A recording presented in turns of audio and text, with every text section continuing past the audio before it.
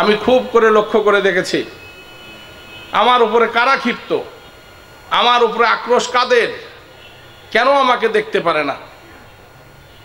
আমি থাকলে এখানে যে দালালি করা যায় না, আমি থাকলে এখানে মানুষকে লুণ্ঠন করা যায় না, যার কারণে তারা আমাকে দেখতে পারে না। তাদের কাছ থেকে শুনেছি ছোটবেলার থেকে, আওয়ামী লীগ করি 40 বছর থেকে, অমুক করেছি তমুক করেছি। আমি কিছুই করি নাই, আমি ছোট মানুষ, কিছুই হয়তো বা করতে পারি নাই আপনাদের জন্য, কিন্তু আমি তো আপনাদের কাউকে কখনো অপমানিত করি নাই, অসম্মান করি নাই। আমি কিছু দিতে পারি চেয়ে না পারি, বঙ্গবন্ধু কন্যা যতটুকু দিয়েছে সেটাই আমার এলাকার মানুষকে আমি দিয়েছি, ওইটার উপর নির্ভর করে আপনাদের সঙ্গে মেলামেশা করেছি। কিন্তু আমার থেকে বড় বড় যারা নেতা, তারা দিনাজপুর 6 আসনকে দ্বিখণ্ডিত করা ছাড়া আর কিছু দেয় নাই। আমি খুনি মোস্তাকের দু একটি কথা বলতে চাই। খুনি মোস্তাক সেই ব্যক্তি ছিলেন যিনি বঙ্গবন্ধুর বাবার লাশটা কবরে নামানোর জন্য প্রথম মানুষ ছিলেন, যিনি বঙ্গবন্ধুর বড় ছেলের বিয়ের উকিল বাপ ছিলেন, যিনি একাধারে 14ই আগস্ট রাত্রেবেলা খিচুড়ি আর কই মাছ নিয়ে গিয়ে বঙ্গবন্ধুকে খাইয়েছিলেন। বঙ্গবন্ধুকে যখন হত্যা করা হয়, সেই খুনি মুস্তাকের কিন্তু বাড়ির খাবার বঙ্গবন্ধুর পেটে ছিল। বঙ্গবন্ধু অগাধ বিশ্বাস নিয়ে প্রাণপ্রিয় নেত্রী বঙ্গবন্ধু কন্যা শেখ হাসিনাকে বলেছিল, মা, তোমাদের কোনো বিপদ হলে তোমরা তোমার মোস্তাক চাচার সঙ্গে যোগাযোগ করো। সেই মোস্তাক চাচা সামান্য সময়ের ব্যবধানে কি আচরণ করেছে বাংলার মানুষ আপনারা জানেন। তারও থেকেও অবাক লাগে, বঙ্গবন্ধুর মন্ত্রী পরিষদের প্রায় কতজন, 23 জন বোধহয় যোগাযোগ করছিল ক্যাবিনেটে, খুনি মোস্তাকের ক্যাবিনেটে যোগদান করেছিল। এই যে বিষয়গুলো, এই বিষয়গুলো থেকে আমাদেরকে শিক্ষা নিতে হবে।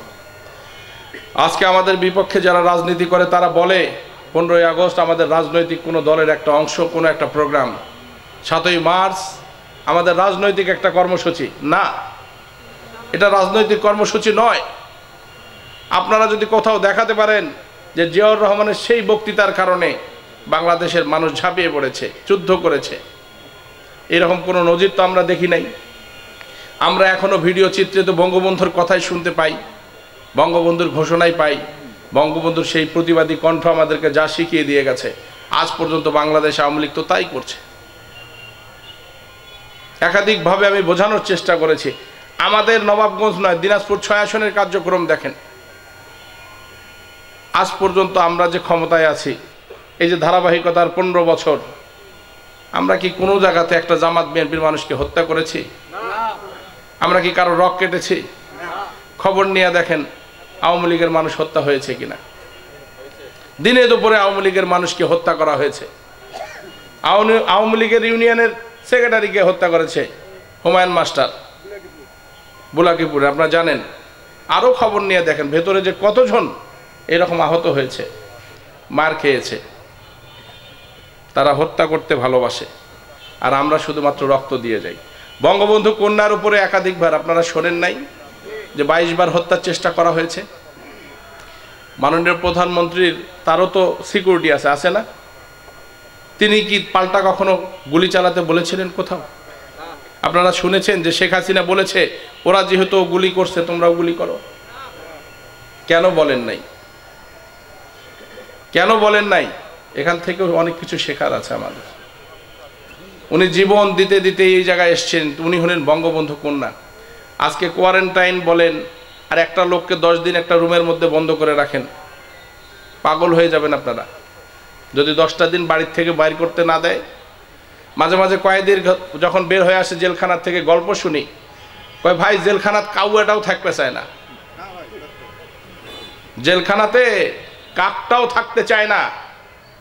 আমার দেশের জন্য, এই দেশের মানুষের জন্য, এদেশের স্বাধীনতার জন্য যৌবনের 12টি বছর কাটিয়ে দিলেন বঙ্গবন্ধু। তার সুযোগ্য কন্যা যখন দায়িত্ব পেলেন, দায়িত্ব কোন অবস্থায় পেয়েছেন? বাপ মা সবাইকে হারিয়েছেন। বাপ মা তো কেউ নাই, সাজেশন দেওয়ার মতো কেউ নাই। পাশে দাঁড়াবার মতো কেউ নাই, তাকে বাসায় রাখার মতো কেউ নাই।